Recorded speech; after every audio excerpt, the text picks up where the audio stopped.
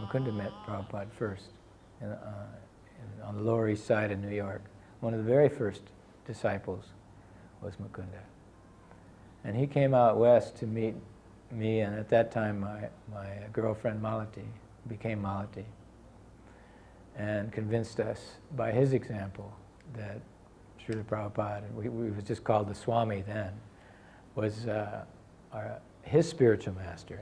And knowing Mukunda so well and Jamuna so well and seeing them so convinced by one man, I didn't accept immediately. I spent about 3 months skeptically watching them. They'd given up meat eating, drugs, intoxication, gambling, sex, everything they'd given up. I was still doing all those things, and I just was waiting for their armor to crack so I could say, you see, he wasn't the right guy after all. But after 3 months of that, I just had to throw in the towel and say, hey, if this guy is happy all the time, doing what he's doing, and I'm always unhappy, why not give it a try? So I accepted Prabhupada through my friend, Mukunda. But the moment I saw Prabhupada, I knew that I'd made the right choice. And my first personal interaction with Prabhupada was the day after that dance at the Avalon Ballroom. He was living in an apartment above the temple on Frederick Street. And he had asked Mukunda, I think, who had put on this dance, who was responsible for this dance, and he'd said, well, Sam. Oh, I'll bring him here.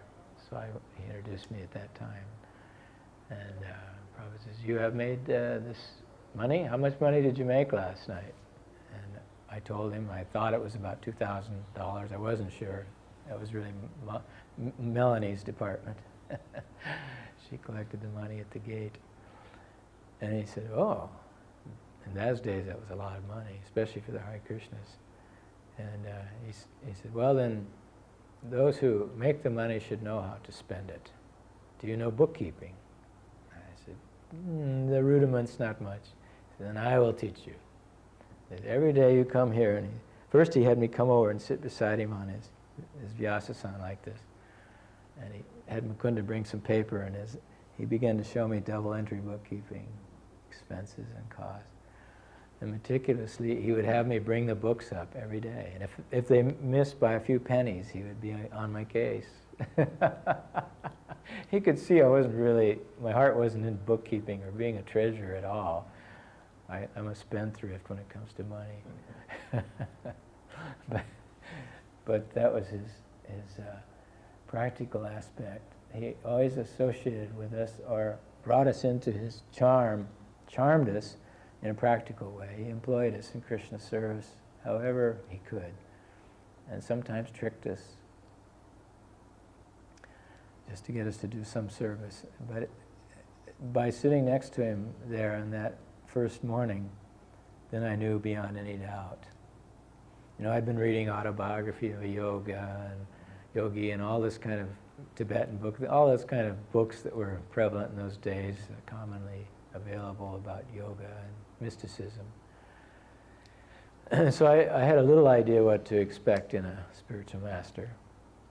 And Prabhupada didn't levitate, or he didn't, flash my eyes or make anything crazy happen to convince me.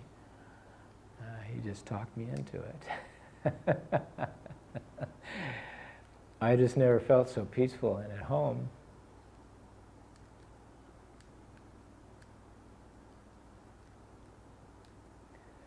But that was my constant desire, is to be with him all the time as much as possible. It was the best feeling I'd ever had. And I'd tried every kind of intoxicant there was, every kind of sensual thrill there could possibly be that in those days was available. And nothing matched that peace and tranquility and exhilaration of being with Prabhupada. That's what I liked. The exhilaration, the excitement of he was almost like a pirate, We were all members of his crew. We were fearless too. He told us, that's right, he made it very clear when we were first starting out that you stay high when you chant. You get high when you chant. You get high when you chant.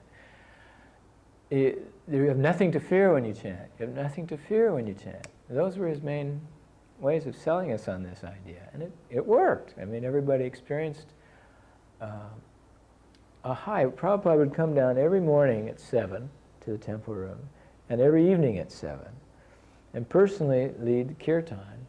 For an hour, we would have these hour-long kirtans every morning and every night. Just the same old standard melody, none of this fancy stuff, no Namo Om Vishnu Padayas, no, nothing about Gaur Nitai or anything else, just straight Hare Krishna. And the hippies off the street who were there and the early fledgling devotees would we would get loaded out of our minds. When Prabhupada would stop the kirtan, everybody would just go like this, wow, I feel great. And that's what hooked us. He got us on that.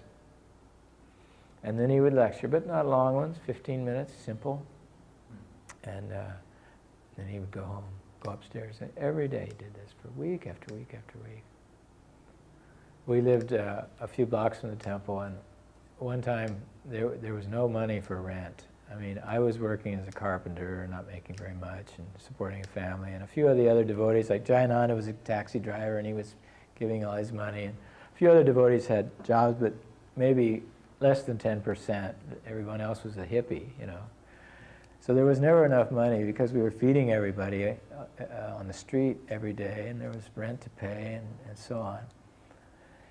And gas to put in our cars to go out and do programs and so on. So we were really in a bind. There was no money for rent. We were behind about 2 months, and we were in very grave danger of being evicted.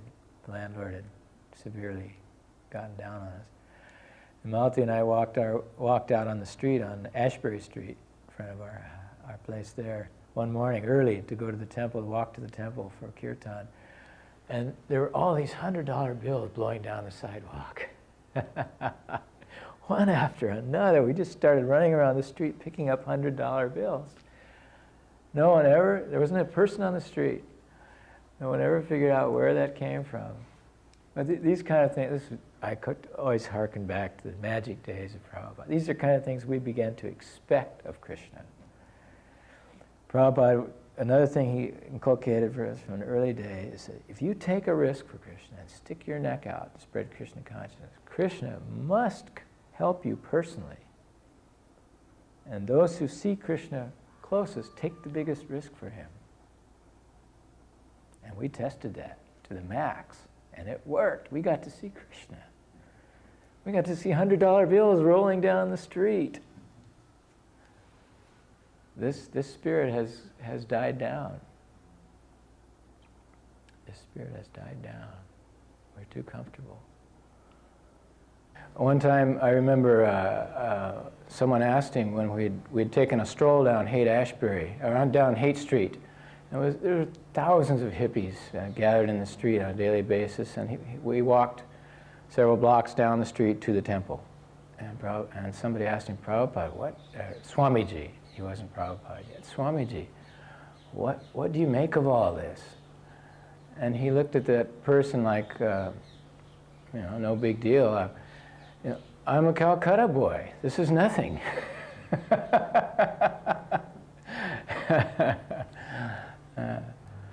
Well, at the time, Malati, my wife, myself, and all of us, of course, in the Haight-Ashbury district were very much attracted to things Indian.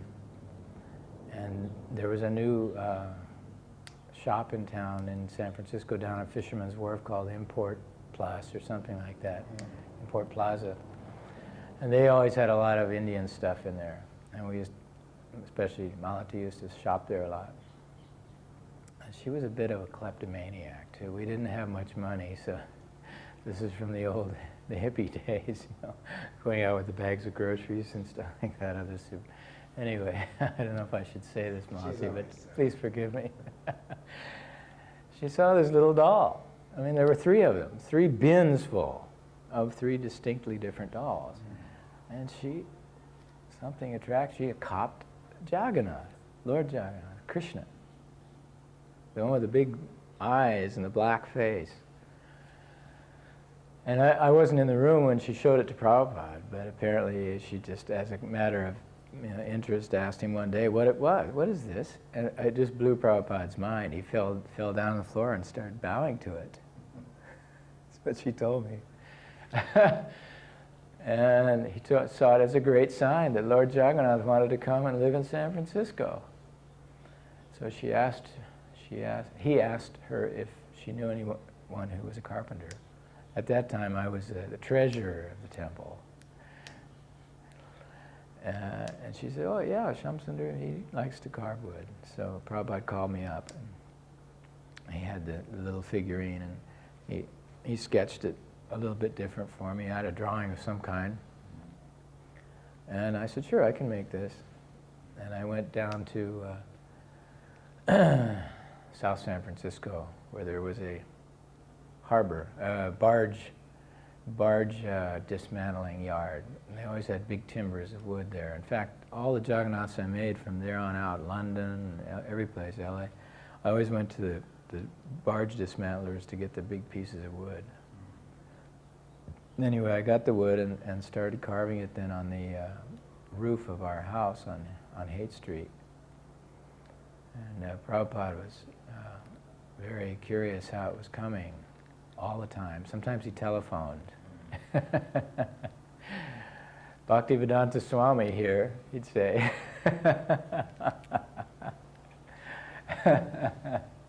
Swamiji, how are you?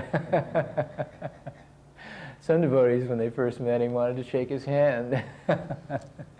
We didn't know yet how to deal with all this. Prabhupada was letting us in very easily.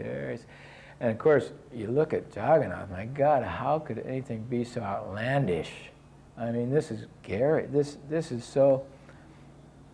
if it could only have happened in 1967 in the Haight-Ashbury at San Francisco, California, for the last 10,000 years, it could only have happened there at that time, that people would automatically, without batting an eye, accept this is God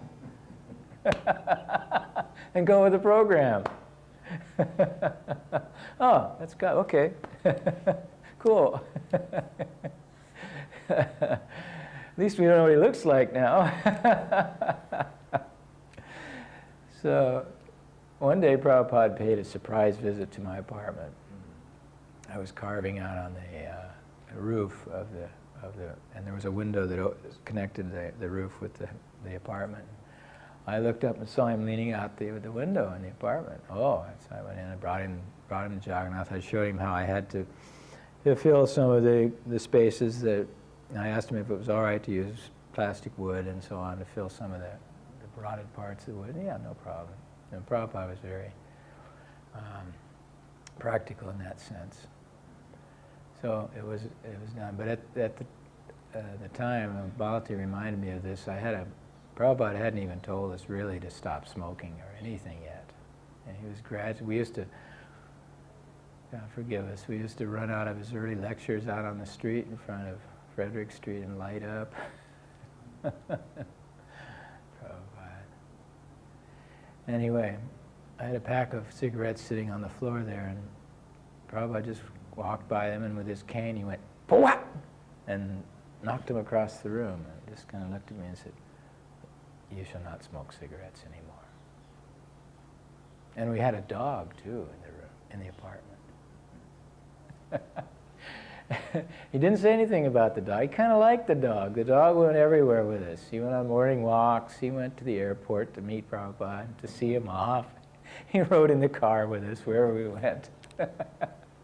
It was a I don't know, some kind of collie, miniature collie or something. Anyway, a handsome dog. He wasn't a bad dog. Anyway, and then he told Malati somewhere separately later that we should get rid of the dog. He knew I would maybe not like that very much, so he did it through my wife.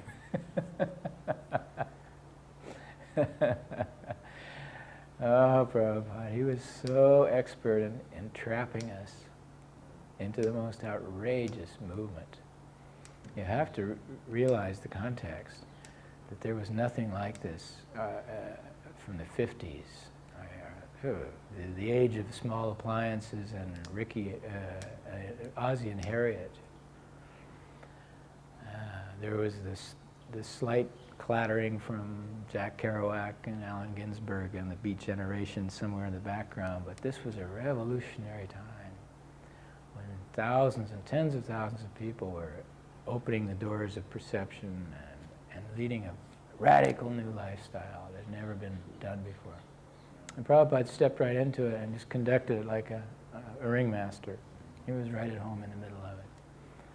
But from that one Juggernaut, to get back to your question, the one Juggernaut, then he wanted them installed in other temples too, and the other temples would request them. So I made a set for New York and Los Angeles after that. And I think maybe Santa Fe or someplace else.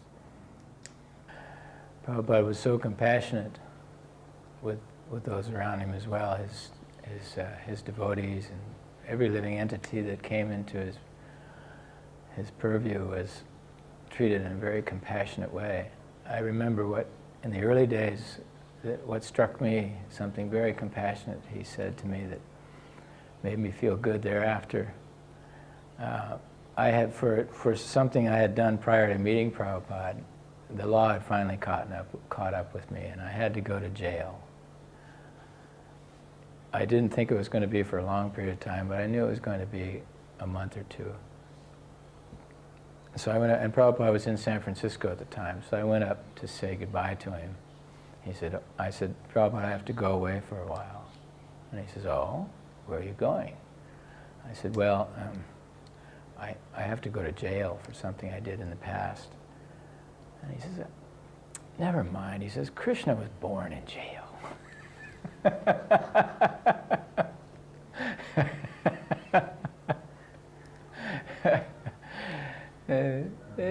Nothing can harm you in jail. You just chant Hare Krishna. Everything will be fine. And then at some later point in the conversation, he asked me, well, what was your offense? Why are they sending you to jail? And I told him it had to do with drugs. And he said, oh, that is such a... He says, I too was a drug dealer.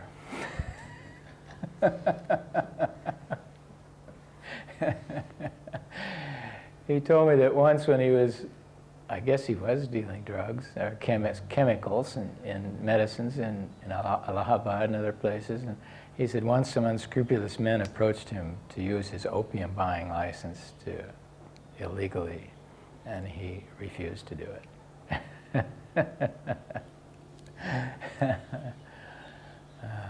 Early on, in 67, maybe even early 68, I had proposed to Prabhupada that I would go to London and meet the Beatles. This is what I wanted to do. And I didn't realize I had thought about it at all early on. I thought it was an idea that we all came up with later, but apparently that idea grew in Prabhupada's mind, because then he sent a letter to Mukunda later in the spring of 68 saying, what do you think of Shyamasundar's idea to go to London and meet the Beatles? It was never to start a temple, it was to meet the Beatles.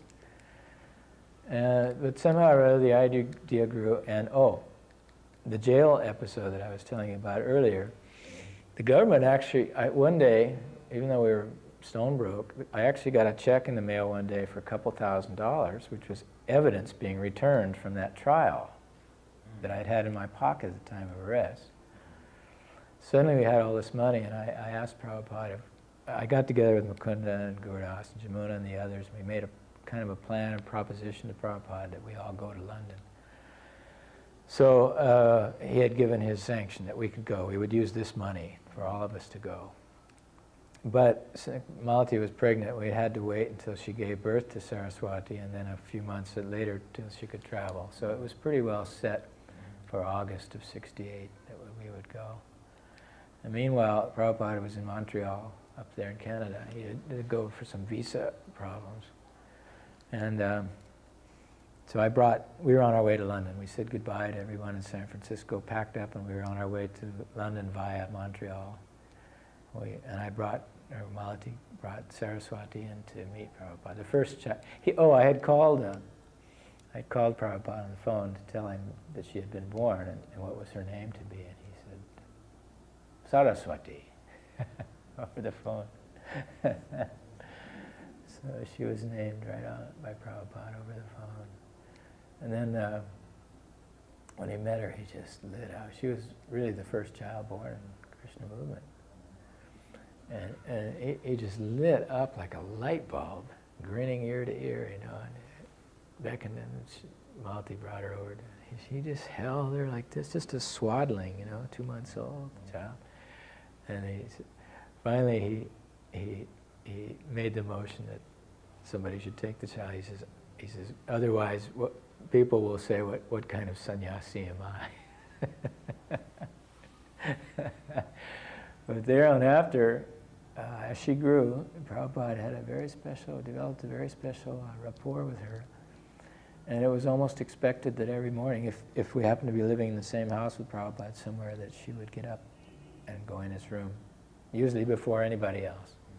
We'd all come in and she'd be sitting there having had a long talk with Prabhupada, even though she couldn't talk yet. Prabhupada just loved her, and he loved to goad her and make her cry. All kinds of things he would do to make her cry. One time when I was destined to go somewhere, he said, well, you know, your father's going far away.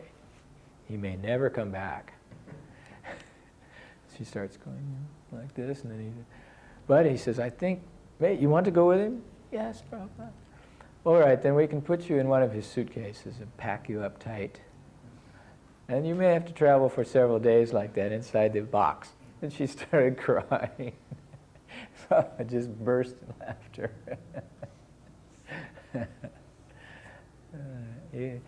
He loved to show her off in India. When we first came, by then she was about 3 or so, and she was able to dance and chant on the stage.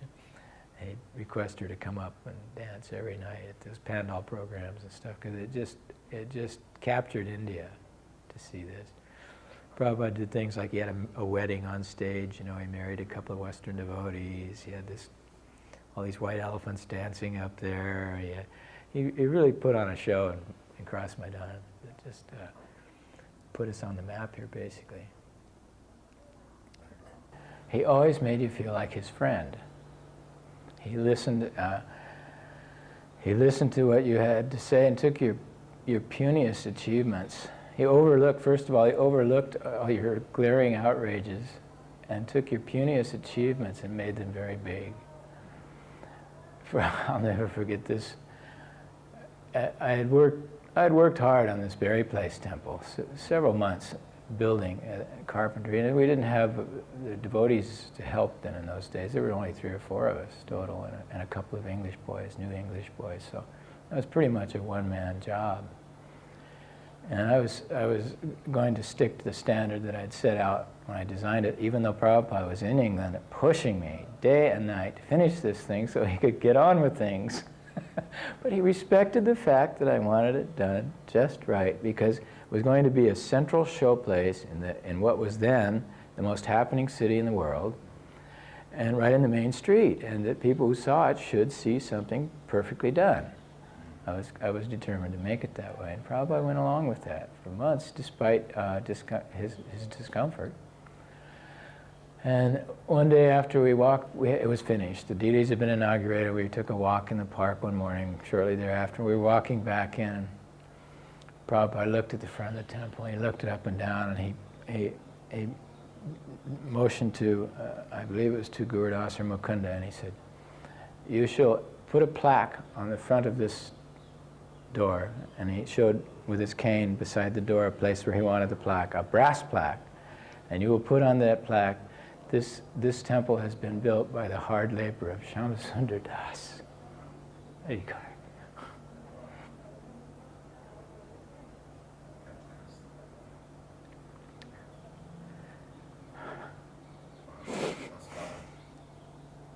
Well, we took this idea of just doing anything we wanted for Krishna, no matter how it might appear outrageous to anyone else. It was very common for us to think something could not be, I mean, there was no such thing as an impossible situation, and we just did everything. And that's a good case in point, because without any building permits, we gutted the whole interior of this building in downtown London. Took out the the first floor story and made it 2 stories high until the building inspectors caught us, Mr. Savage and Mr. Black. Typical English bureaucrats. So they were quite. They'd seen we'd already done it, so they were quite willing to go that extra mile, help us out a little bit, you know. But we had to comply with certain regulations, and these steel beams were going to be very expensive. Had to be 50 or 60 feet long, and it's one single throw, and be I-beams, steel, very heavy. And somehow we had to get them into the ceiling. So, and we had no money. We had no money. So I went to Mick Jagger of Rolling Stones and asked him. And he said, "Oh yeah, just have my secretary give you a check." So he bought them. Those days we rubbed elbows with those characters. You know, we after we lived at John Lennon's house, we still maintained contact with all the Beatles during those times, and interacted with them whenever we needed something or whenever they needed something. One day John Lennon called up and asked if I could come and carve a piano for him, that Yoko wanted a Krishna carved in the music stand in the front of her piano, white piano. And the piano was in the ground floor of Apple Studios on Savile Row, next to the recording studio. So it took about a month, but I carved a very nice Krishna in that piano. And during that time, happened to be just after Brian Jones had died of the Rolling Stones, and they were breaking in a new guitar player named Mick Taylor. And so they borrowed the Apple Studios to bring Mick Taylor up to date on all their songs. So I had live Rolling Stones for a month while I worked. Hey, you get off my cloud, and over and over. And we thought nothing of it. This was just an ordinary thing. And Prabhupada made us feel that. He always appreciated going for the top, going for the highest people, the realms and spheres of influence to accomplish spreading Krishna consciousness, to accomplish the desire of his spiritual master. I'd met George and become his friend, and then subsequently the other devotees, there were only 6 of us, went over to his home and had kirtan one Sunday. And he got into it, so it was such an incredible kirtan, ecstatic kirtan. It went on for hours. There used to be a recording of that. I suppose it's long lost now, but George and everybody took turn playing all the instruments. George had a big sit-down white harmonium. And, no, it was a foot pedal, with foot pedals. That was his? Yeah, that was his. And that was just after his Maharishi days, and he was all dressed in his Indian clothes. And anyway, so we had this long kirtan. At the end of it, George says, "You know, we ought to make a record." Okay. We got together one night soon thereafter and just cut a track, and it became a very big smash. Prabhupada used to love to get our record sales reports in by letters, you know. He'd call up or telegram, congratulations, and he was always, even from far away, I was talking about his management skill, he would keep us going over there. And he would always inculcate a kind of transcendental competition among the devotees. That so-and-so is doing this, what are you doing? You know, like, it was never bitter or anything like that. If it got out of hand, then it did sometimes even. But, so we always tried to strive not only to please Prabhupada the most, but to outdo our god brothers, sisters. So the record was cut, and then, and this was kind of, the way it worked out, Prabhupada really wanted to come. He wanted to come to London so bad after that. The record was out, we were becoming #1 in the nation and all over Europe. But we kept saying, "Oh, you can't come yet, Prabhupada, there's no place to stay." And finally he just announced, "I am coming." So we raced around, and I asked John Lennon if he could stay out there. He said, "Sure, why not?" He says, "You can all stay out there and help me work on my new house." He treated George like an old friend.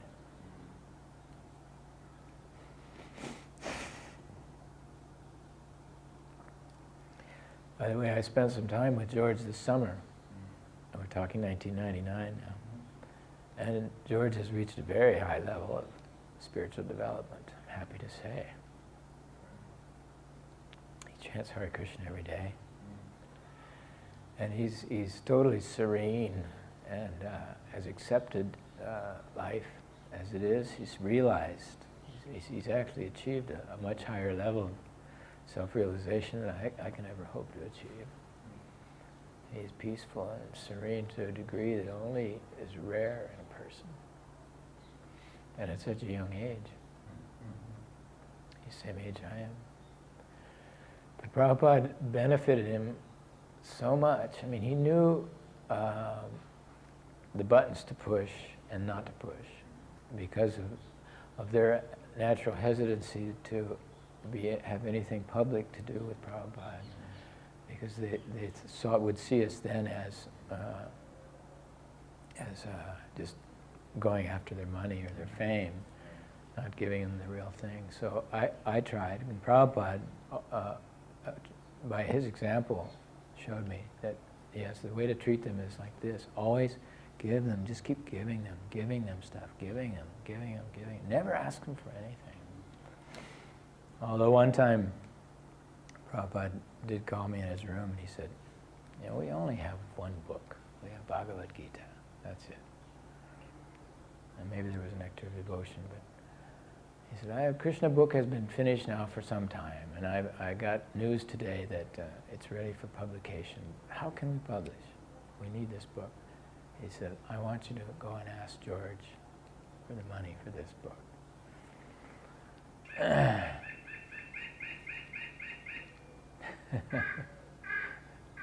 That's the birds. Okay. That fits right in with the story, don't cut it. So then I said, oh no, Prabhupada. I said, the reason that we're this far with George and he's helped us so much to date is that I've never asked him for anything. I always wait until he offers.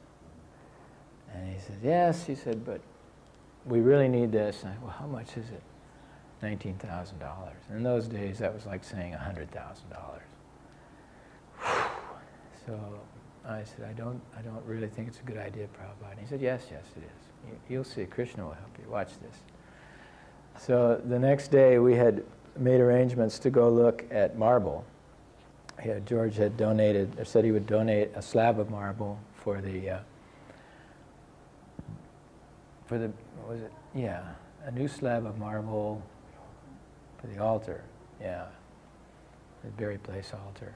Or maybe it was for Bhaktivedanta Manor. I don't remember. But it was a big slab of marble. And to help us select this marble, he had called on his friend David Wynne, who was the sculptor laureate of England, a very famous sculptor who had designed the coinage and did those famous busts of Queen Elizabeth and of the Beatles too. That's how I knew him. So we went with David Wynne to the marble yards and selected the marble. And afterwards we went to David Wynne's house for dinner. And all this time I was trying to screw up my courage because I had one mission that day. How am I going to ask George for this money? He's curious. He is giving us this 3,000 or 4,000 pound slab of marble, and how can I ask him for something more on top of that today?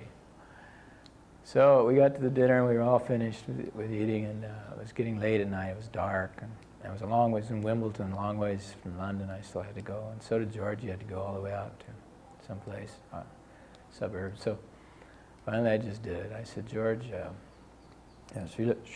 I made Prabhupada the bad guy. Srila Prabhupada asked me to ask you if you would donate money to print Krishna book. And I explained what Krishna book was. And his face just increasingly got grimmer and grimmer. And I could see this whole thing passing through his face of, oh man, they're just another one of these groups.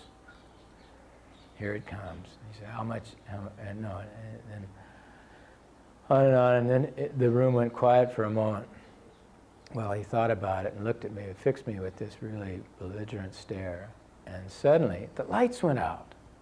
All the lights in the house went out, and wham! This bolt of lightning hit the house. That's a true story. The whole house shook. It hit the house. The sound and the light were simultaneous.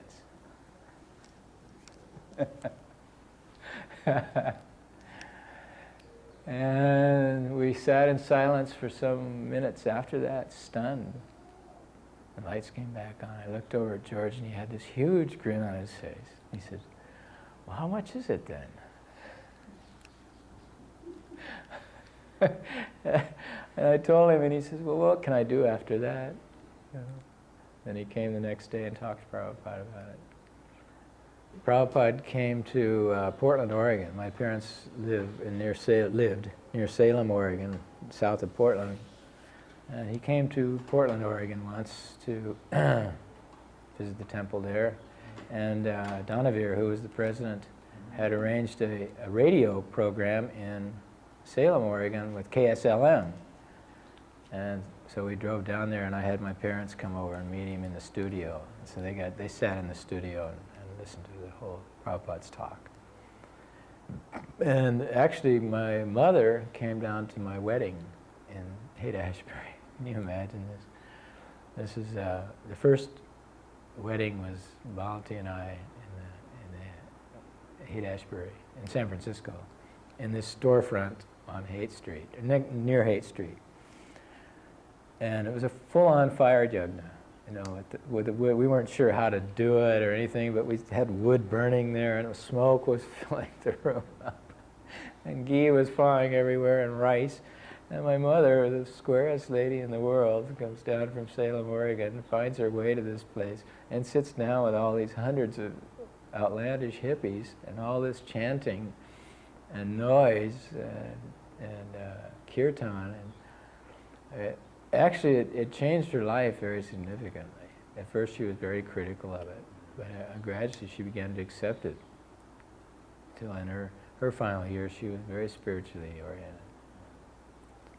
Do you remember the interchange that what happened? Did he greet them? I don't. You know, he was very friendly, of course. Oh, I remember he said that to my father. He said, "Oh, you have produced such a nice devotee as a son." He said, "This will have very great benefit for you also."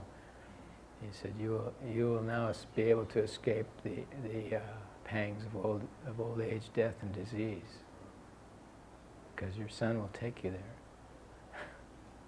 It's to your credit, he said. And he said, oh, and I remember he also said, you realize, don't you, that your son, he's the son of a very prominent attorney in Salem, Oregon, and he's a very intelligent and educated boy, that he has chosen this philosophy for a reason.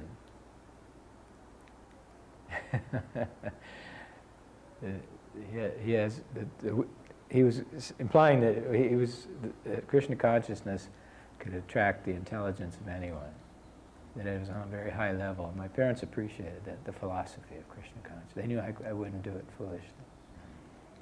Although I was known to do crazy things, the fact that I stuck with it meant a lot to them. And then, of course, when my father got to come over and meet George and stay at his house, that put the icing on the cake. My whole aspiration in life was to grab as much of Prabhupada's attention as I possibly could and be with him personally as much as I could possibly be, because I experienced my greatest pleasure my whole life in those moments. So I caught on early on that what Prabhupada really liked was to talk to important or famous people. Right in the beginning, whenever he would come to London, we'd have all these people scheduled for him to meet and talk with, and we could keep him there month after month by just saying, Prabhupada, we've got 3 months worth of famous speakers coming here. You have to stay. He couldn't refuse. Nobody else caught on to that. So, but sometimes I would take other devotees too. Many times he would ask, especially with scientists, Swarup Damodar would be the scientist, or Hayagriva would be the philosopher. Many devotees, he played that way. But he knew I'd studied philosophy in college. So. He was a philosophy major also in college. Scottish Teachers College. He majored in philosophy.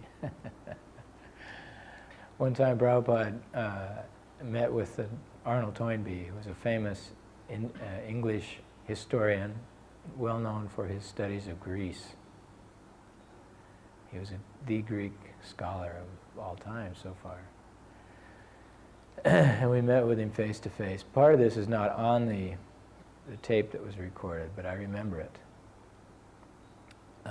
I brought up the fact that the young people of today were revitalizing society by taking to Eastern religions and religion in the East, and a kind of a mystique of Eastern religions was growing just like it did in early times in Greece.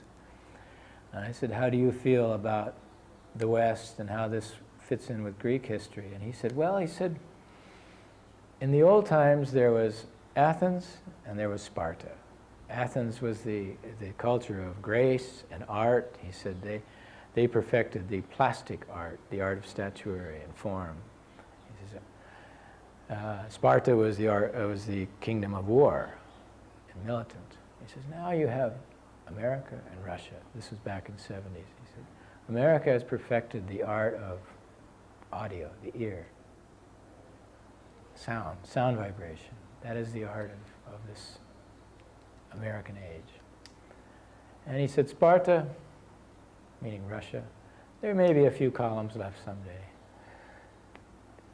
Just like modern, you go to Sparta now, it's just a few columns. Athens is a thriving metropolitan city. So what he was saying, what he was saying is that America, the age of America, he said, and Prabhupada cut in and talked about how Lord Chaitanya predicted that there would be a golden age in the midst of the age of Kali where Krishna consciousness would be widespread. And Toynbee agreed that this was a very good possibility, that the blending of the Hare Krishna movement as like a parallel with the Greek mysteries, which went along with the growth of the Athenian Empire, were very similar, and that we would all experience. Toynbee was convinced that the American age has just begun. The golden age of America has just begun, he said at that time. Just begun, despite all what the doomsayers are saying. And it's coming true. Look at it. And inside that golden age of America, Krishna consciousness can flourish as its mystery, as one of its great mysteries. If the devotees of today take that opportunity and use it, there's no end to Prabhupada's movement. In the early days when the girls, Janaki, Jamuna, Malati, were cooking, taking turns cooking for Prabhupada, they always tried to introduce typical American favorites and turn Prabhupada on to these so-called delicacies. And invariably Prabhupada would, be gracious about it and say, oh, thank you, I'll try this. But always leave most of it. He didn't really like Janaki made him once artichokes, artichoke hearts, or a full artichoke with a dip, and showed him how to eat it. And he ate about 2, and he says, why all this trouble, this botheration? He stuck to his dal, rice, and sabjis. And in turn taught them how to cook.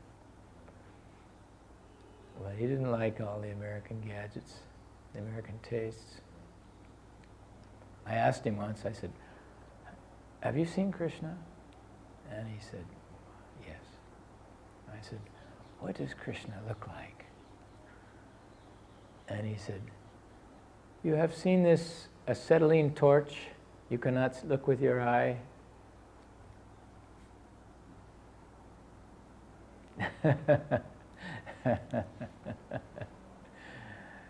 And then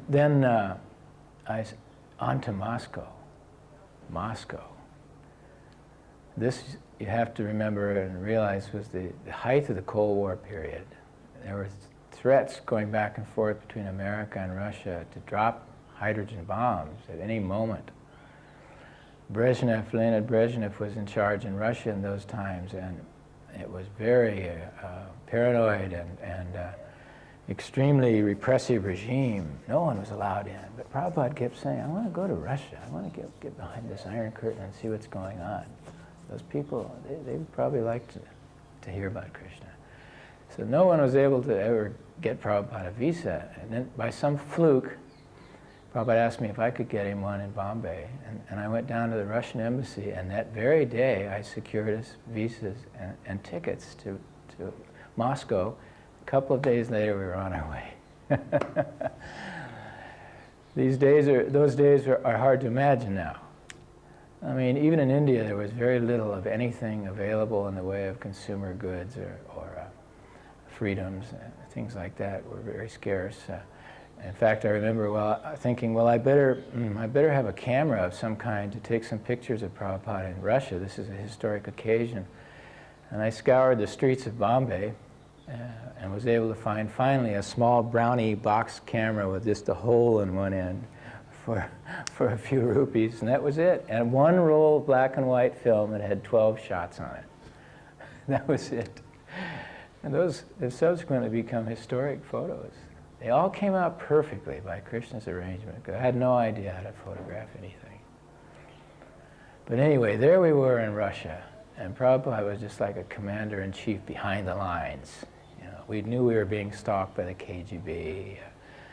We knew all kinds of things were happening. But in 5 short days, he was able to plant the seed of Krishna consciousness that resulted in thousands and tens of thousands of devotees growing. That's his potency. But always the daredevil, always the excitement. I mean, that's some of the things we did. There's a little known story of the time that Prabhupada met me and flew in, I believe from Bombay or America or England. Flew in and met me in Zurich, and we speculated on the gold market together. We opened an account, a Swiss a bullion account, a gold bullion account in the Swiss Credit Bank. Plunked down about $25,000 or $30,000, and because I had a hot tip. And I can just see Prabhupada sitting there in this lobby on Bahnhofstrasse in the elegant Swiss Credit Bank, all day long with his cane, sitting in the chair, watching the ticker tape go by. And then pretty soon, occasionally, the gold price would go by, and his eyes would follow it. He'd lean over to me and he'd say, "Shall we sell or shall we hold on our position?" Finally, we sold after a few days. He said the price had tabled, it plateaued out, and it was getting boring sitting there, basically. It continued actually afterwards to go up substantially more, but Prabhupada had had enough. And he said, "Shyamasundar, I think we should sell." Okay, we all doubled our money. Once we were near Mayapur. We had an old, I think it was a 48 Hudson or some old car, big car, but old. And I was driving, and we had left the main road. If you've been on the main road, you know how bad that is. You can imagine what this secondary road was like. Because we were going up to Birnagar to visit Lalit Prasad, who was Bhaktisiddhanta's brother, living brother. He was a very old man then, but we didn't know the road. We didn't know the way very well. We knew that it was up that road somewhere. And we drove halfway up or so, and we came to a place. There was a cement bridge over a big gully, but the water, monsoon runoff, had washed the bank away on both sides of the bridge for a distance of about 3 or 4 feet, as I recall. This may be an exaggeration, but it was some distance. maybe 3 feet. And we could see up and down this canal that there was no other way for the automobile to cross, and we still had 5 or 6 kilometers at least to go. So Prabhupada studied the situation. He didn't even get out of the car. He just studied the situation a little bit. Ramananda and some of the other big guys in back, Bhavananda, somebody else, he said, "You boys get out. Shyamasundar, you back up and get going very fast, and we will make it." I got back at 50 feet or so and just gunned that old tank. And off we went. Whoa! We flew over that first gap, screaming across that cement bridge. Whoa! Flying. It looked like a Steve McQueen Great Escape movie. And the boys walked down around and got back in, and off we went. Expert at everything. Engineer also. He always used to know everything about engineering. He used to make drawings. In fact, it may not be well known how early the Mayapur project was actually started, long before what they're saying in their chronology. Back in, right after Tamal, or somebody got that first little tiny few bighas of land in Mayapur, Prabhupada planned the whole thing out one day in London, the very place, and sketched it all out, the temples and the buildings. And he asked me if there was any English devotees that were architects or knew anything. There was one, Ranchor. He called Ranchor up, and Narayan was there, the builder. So he had them come up, and he submitted this idea to them and says, "We have only a few days till I must leave. I want you to work on a plan for a huge complex at Mayapur." And that's all he thought about for days. This must have been 71 or 2. And we'd walk in the park in Russell Square every morning then, and he would point to different buildings, and he would ask Ranchor and Narayan questions. You knew he knew the answers already, but he would ask, testing their abilities. And expert at everything. That was Prabhupada. And yet, there was for all of this vitality and excitement and adventurism and dynamic vibration around Prabhupada, there was an ineffable air of shell, almost like of softness. You felt it when you got within a foot or two of Prabhupada's actual physical body, that it was cooler and it was soft. There was some kind of a soft cushion there. I know others who have probably massaged him and served him have felt that also. It was like entering an air-conditioned room. It was totally calm around his body, in a halo. He was one of the other qualifications of a saint is silence. Sometimes Prabhupada would, I swear, he would talk to me and not open his mouth.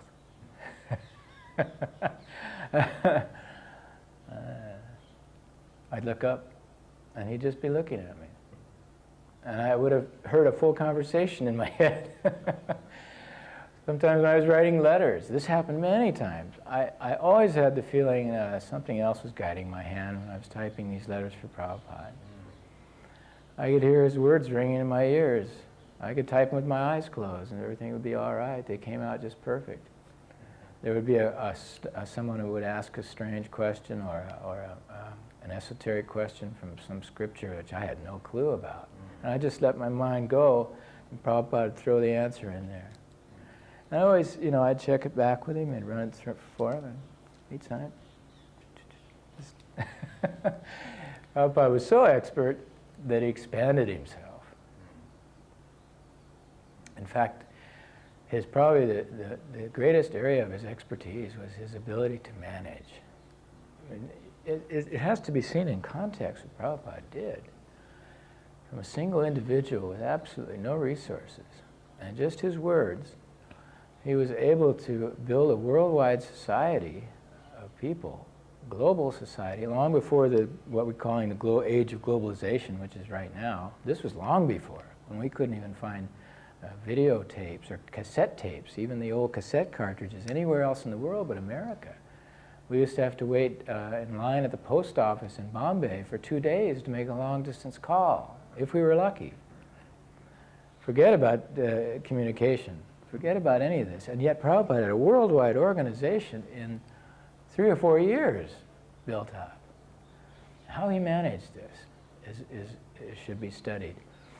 But I was fortunate to be there right at the most exciting time when all of this really kind of hit the fan, and Prabhupada came up with this idea. He called me, and he was becoming overburdened with his management and was complaining about not having time to translate because we had no books either during these early days. We only finally got Bhagavad-gita years after we met Prabhupada. And nothing to distribute. So Prabhupada had a twofold task. He had to keep us all organized somehow, plus he had to provide us with the books. Imagine. And so in order to provide himself with the time to translate, he came up with this idea of a GBC, a governing body commission. He called me in early one morning. And this idea sprang from his head, full blown, like he'd probably been thinking about it for a long time. And sleepless nights. I never saw him sleep. So I'm sure that he was working on these managerial problems during that time. And he said, Shyamsundar, take dictation. Henceforth I want to govern the society this way. And you write it down and send copies of this out to the various leaders whom I shall appoint. And his idea was, at that time and forevermore, to divide the world into 12 zones. And that each of these zones would be managed by one person, and that person would be a householder or someone who had business experience. Tamal Krishna Goswami was the one exception at the time because he had just taken sannyas very recently, and Prabhupada allowed him to be the GBC for India because he was the only qualified man at the time. There were no Indian devotees had yet come up. So he wanted householders, managers, businessmen to run his society and manage all the business affairs. And the sannyasis should be free and should roam from zone to zone, wherever their feet would take them, and preach, period. Now I think those two functions have gotten intermixed and diluted. I know Prabhupada's original intent, and it was not to change. That was it. And he even said, he sent a letter out to the 12 GBC men. He said, but this shall be a democracy, and if there are matters that affect the whole society, then you shall all vote. And the unanimous, because we are a democracy, the unanimous vote will hold. And if there's a deadlock, I will throw the remaining vote, but only if it's a grievous error. Somebody must have a copy of that original. It's in the database, the original letter like that. You see that? Yeah. He would call me in some mornings and say, "Oh, we have 4 invitations here, from Los Angeles, from Tokyo, from this place, that place, all rather ordinary big cities, and this one from Brahmananda in Africa. What do you think we should do?" I would say, "Prabhupada, Africa, we've never been to Africa." "Yes, let us go to Africa. Make arrangements." He got bored with sitting around the established temples. He loved it, of course, but he knew while he had the energy, and that period of time was ripe for just spreading Krishna consciousness, throwing the seeds out there as far as he could, fast as he could. Africa, God, that was an eye-opener. Black Africa, wow. Brahmananda had been there, and a couple of other boys, but they'd more or less gotten allied with the Indian community in Nairobi and had not made many inroads into the African community. So shortly after he arrived, Prabhupada was talking to Brahmananda and asking him, had he been having kirtans in public yet? Brahmananda said, "No, Prabhupada." Brahmananda, a huge guy, fearless it seems, was intimidated by the whole idea.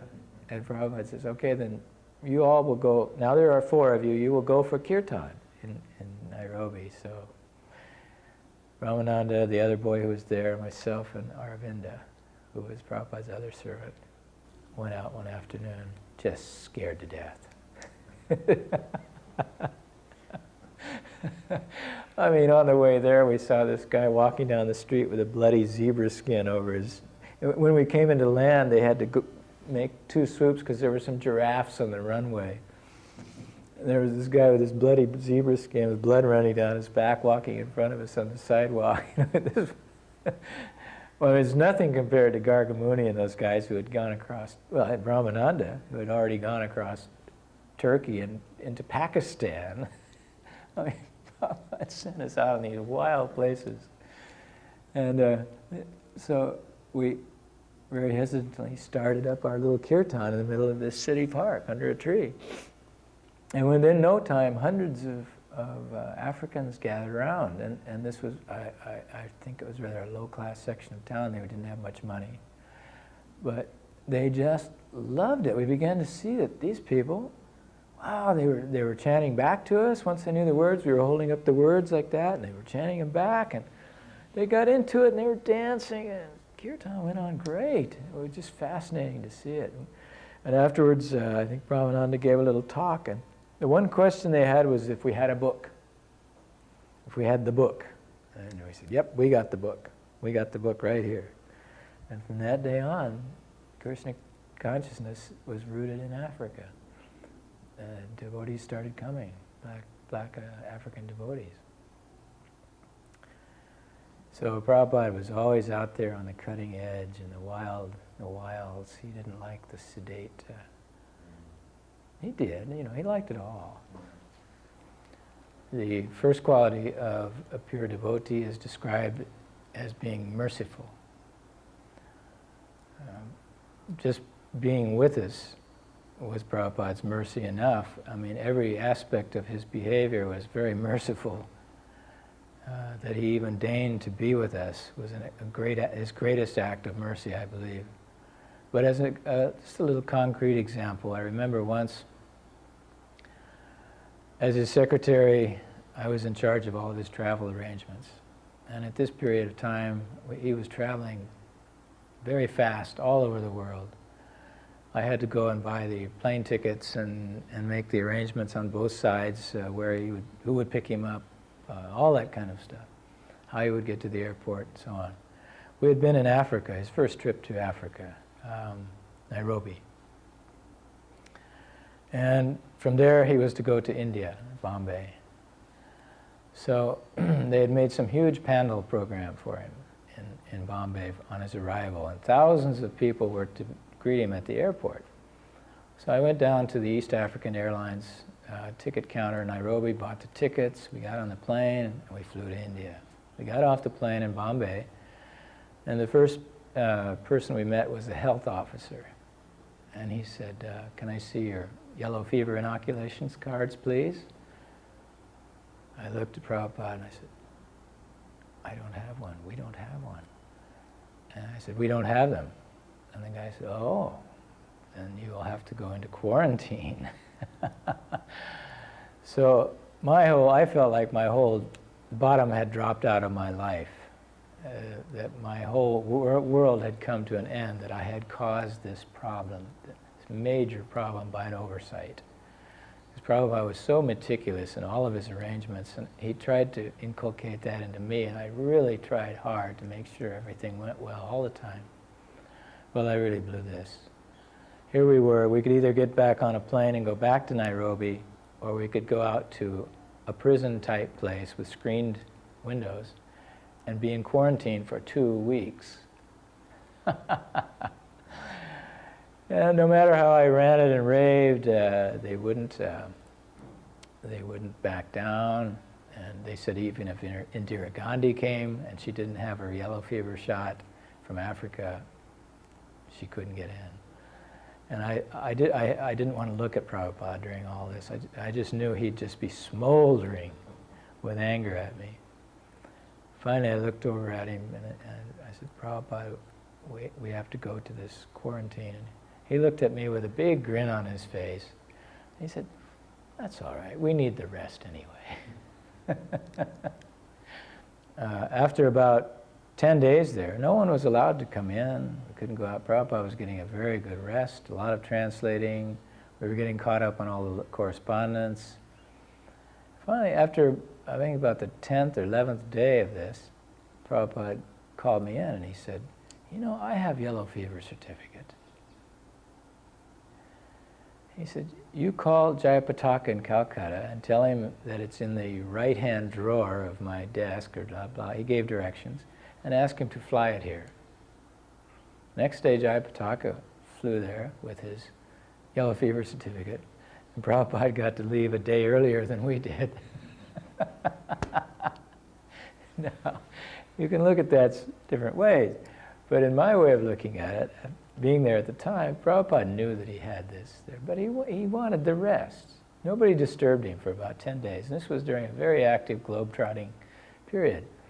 He got caught up on everything, and then when he was done, he got out. He was faultless. You could say, "Oh, he forgot," or "He made a mistake." No way. Prabhupada never did that. Anytime you could say, well, Prabhupada just made a mistake. If you really looked at it, it wasn't a mistake. It was all a part of his leela, his playtime with us. Another thing about Prabhupada was his unpredictability. I don't think ever, in all the years and encounters with Prabhupada, that I ever felt anything when I was still outside the door waiting to go in, but a surge of excitement that I'm about to enter the unknown. Even after being with him every day for year after year, every time I opened that door to his room, I had this utter elation that I'm about to enter into a world of surprise, some kind of surprise, because you could never tell what Prabhupada was going to say or do. Never. You could never predict it. As soon as you thought he was going to react to something one way, he'd be just the opposite. I remember once we were in Moscow, we'd gone to Russia. We only had a few things with us, and one of the things that Prabhupada had was his lota, which he took into the bathroom. He left in the bathroom. One day I was able, these were the Brezhnev times when food stuff was very scarce. One day I was able to get a hold of and buy some rice. I believe a kilo or two, quite a bit of rice. It was very bad quality rice, but we had some rice finally. So Prabhupada said, cook it all up. And I'd also found a good supply of milk at a dairy. So we had milk and we had rice. And Prabhupada said, cook it all up, we will make sweet rice. And Aurobindo said, but Prabhupada, we don't have enough containers to put all this sweet rice in. He had filled all the pots that we had, the few pots that we had with rice, and there was still a bunch left in the hotel's pot. We didn't know what to do, to throw it away, keep it. Prabhupada said, go in the bathroom and get my lota. And Aurobindo said, oh, but Prabhupada, that's dirty, you use it in the bathtub. And Prabhupada said, never mind, we will save this sweet rice for our sustenance. So he brought it from the bathroom and filled the lota with sweet rice. I remember one time in Mexico, somebody had given Prabhupada a room, a nice, simple, but very clean room in a Mexican home, and he had gone in for a nap after lunch. And about an hour or so later, he rang his little bell, and I came, and he was sitting on the end of his bed, staring at this crucifix on the wall with this tortured image of Christ on it. And there were a couple of tears coming out of his eyes. He said, Shyamasundar, would you please remove this? They have killed their spiritual master so that they can sin. Wow.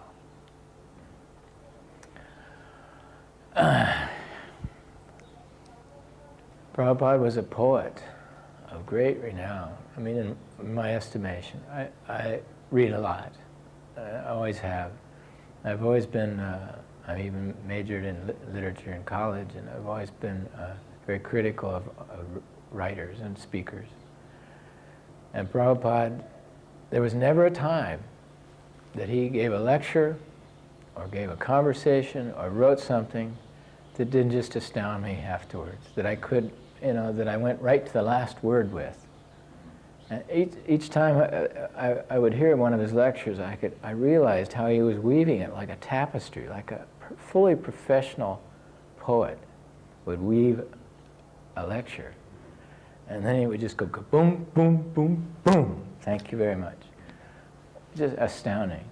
I've always appreciated that. He was the wordsmith beyond compare. We can't even begin to emulate that. He said once, when I was Charles Darwin, he said, "Your ancestors might have been cavemen," he said, "but mine were poets."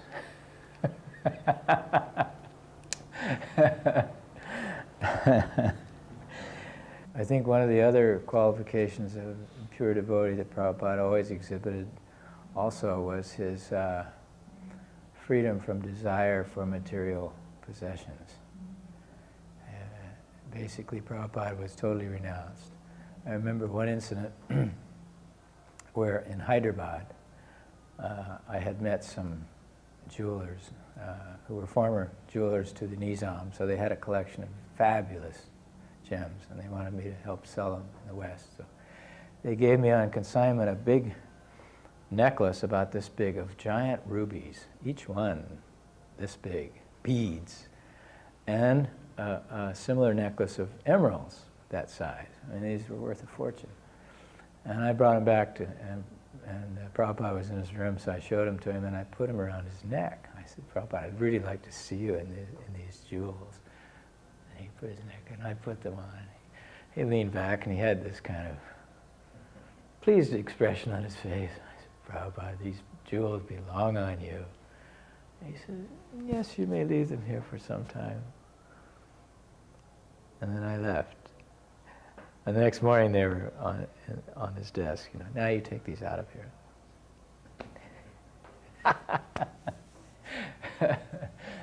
Anytime anyone gave him anything of value, a watch, there wasn't much in the way of anything he would give Prabhupada except a few small things that he wore occasionally.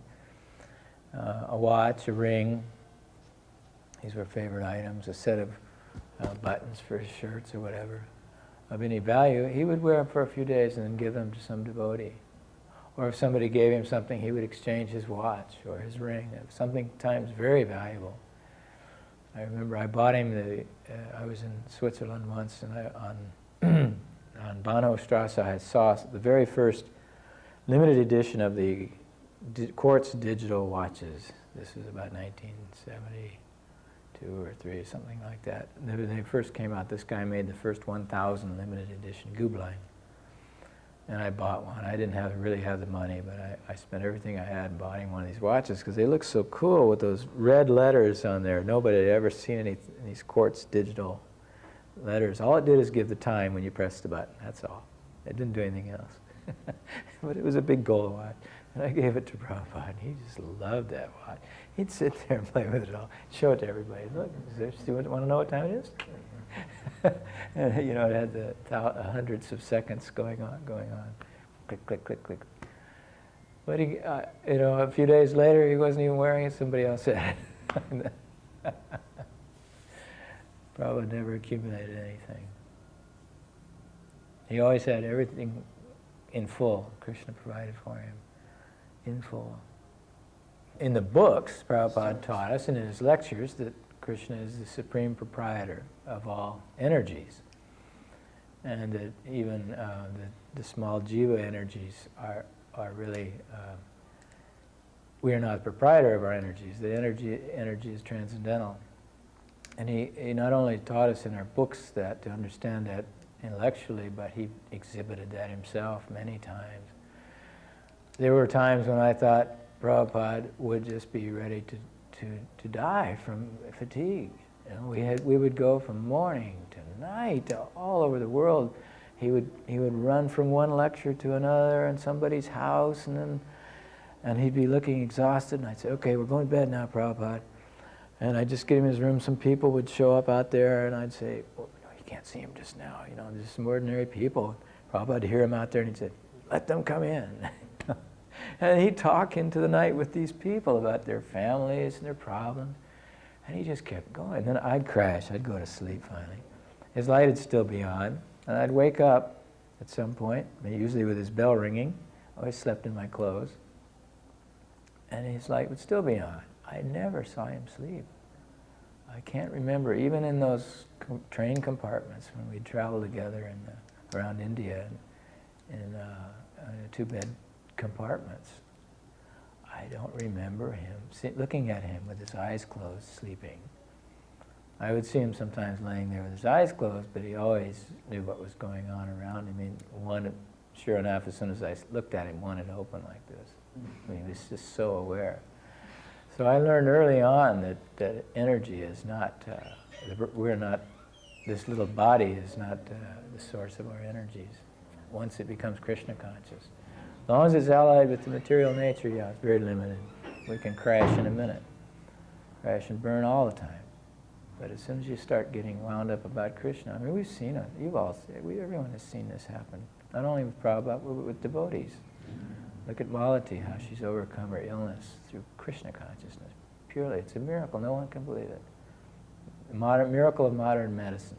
Nobody can understand it. Once Prabhupada in London, I think others have maybe talked about this incident. I was sleeping outside of his room in Berry Place, and I heard in my dreams, I heard very faintly, Shyamasundar. And I crashed awake like this and hit the bunk. I was on the lower bunk of a wooden bunk bed and crashed my head on the bunk above me and staggered out. And the door was just opening when I got to it, and Prabhupada was standing there, reeling, and then he just collapsed in my arms. My God, I just was stunned. I didn't know what in the world to do. And I picked him up, and it was like he didn't weigh anything. There was no weight. He felt like a little pillow or something. Absolutely no weight whatsoever. And eyes were closed and gray-faced. And I went over to his bed, and I laid him down, and he was shivering. So I began to heap blankets over him. And then he opened his eyes and said, "I'm cold." So I went over and I turned the heat up as far as it would go and got some more blankets and covered him up. And I just didn't know what to do. I didn't know whether to call a hospital, get an ambulance, what was going on. And he said, "Bring a little black pepper paste." He told me how to make it or something. So I ran down the kitchen and brought us up and put it on his head, his forehead. And he says, "Now you just lay down there and sleep. No hospital." And I ran around. His room was right over the temple room. So I ran around to the pujaris and woke him up. And I said, "Look, at Mangala Arati, which is in about an hour, no bells, just quiet, no singing loud. Prabhupada needs to rest." So he slept probably 5 hours or so. He got up. I slept right on the floor there. I didn't really sleep, I don't believe. I think I stayed awake most of the night just watching. His breathing was deep but normal. But even then, he wasn't sleeping. Every time I would get really, really worried and look up at him, his eyes would open. Like, I'm okay. And then in the morning, he got up, said, "It's time for our morning walk," and carried on as if nothing happened. Now you tell me where that energy comes from. It's not possible. And I saw it so many times. Immediately friend to everyone is one of the prominent attractive.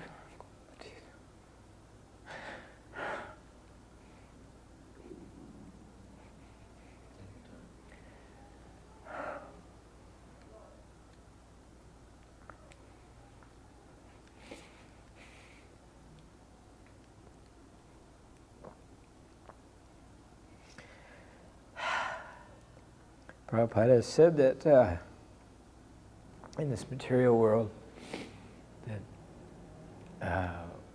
relationships that we use to anchor ourselves in the material nature, like husband, wife, sister, brother, friend, are just dim reflections of the transcendental.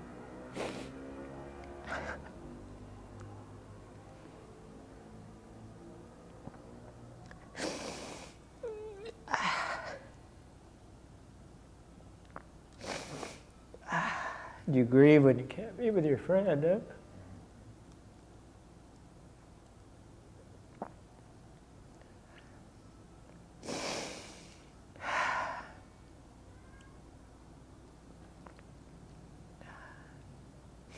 Why tears? It's not lamentation.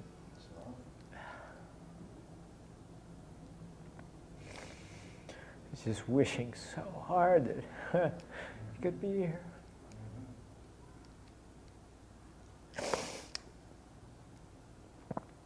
It's pretty selfish. Huh? No. More people. Prabhupada always said that it's the desire of every human or every living entity to have peace and be satisfied. That's what we want. That's our nature.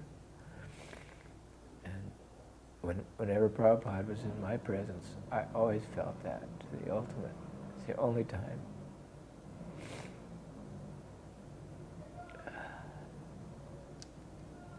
So his friendliness. And he wasn't just a friend to me, he was a friend to everyone. And everyone had relationships with him who met him in some way or other. And I'm hoping, I'm praying that we have an eternal relationship and that we're together again. It's my only reason for existence.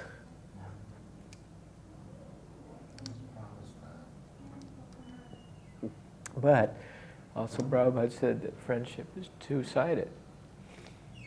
That the friend reciprocates.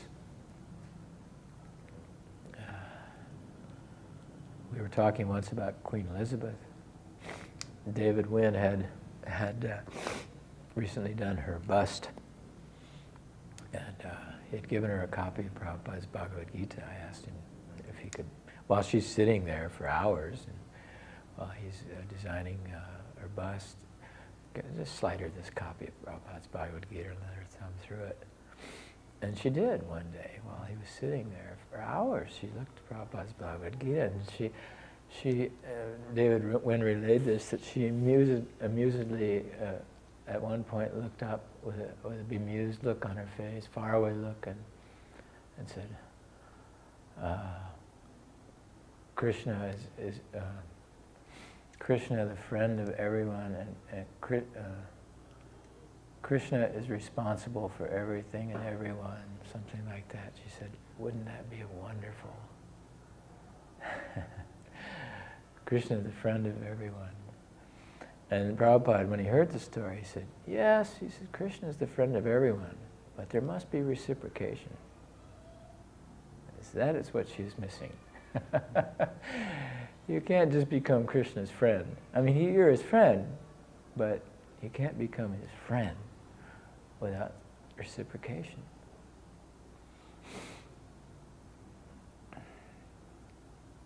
So Prabhupada was friends with everyone, even those who didn't reciprocate. Just because they exist, they were his friends. But with certain people who served Krishna, he was especially friends.